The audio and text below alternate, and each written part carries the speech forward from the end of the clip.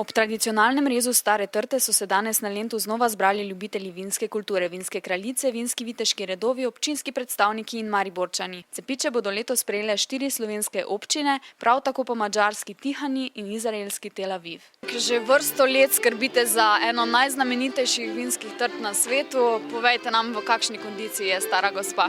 Trta je dobre kondicije, tako da kaže, da bo tudi pridelek jeseni optimalen. Kako drugače skrbite za vinsko trto, razen da jo režete cepiče? Ja, treba je tudi škropiti, varovati pred boleznimi, to je namreč žlahna trta. Ste prešteli mogoče v vseh teh letih, koliko cepičev, potomcev je po svetu? Ogromno. To se pravim, 70 jih je doma, 30 po svetu. Na katere ste najbolj ponosni? Ja, sigurno na moj Pariz, ne.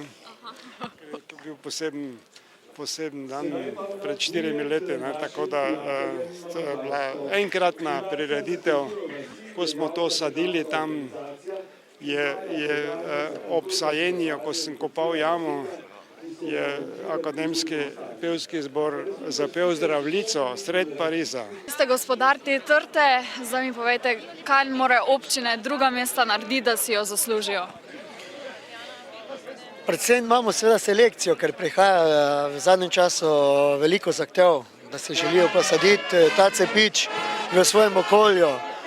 Imamo nepisano pravilo, da pravilno vsako leto podelimo 6 cepičev. In na nek način gledamo, da nekaj podelimo v domačem okolju, slovenskem okolju, nekaj pa prek meje. In sem zelo vesel, da danes potuje cepič v Tel Aviv, ker je prav naš bivšnji župan, gospod Solič, ambasador.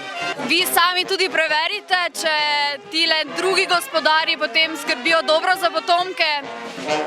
Večkrat sicer seveda sam preverim, pri čemer pa moram paziti, da ne prebremenim preveč zaradi preverjanja občinskega proračuna. Malo šali, malo zares.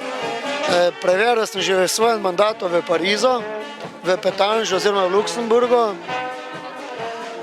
v slovenskih občinah. What you're going to do with old wine from Maribor? We're going to plant it in a big center of tourism center in Tel Aviv, and I invite you all, like 1 year from now, to come and visit and see how wonderful it's going to be.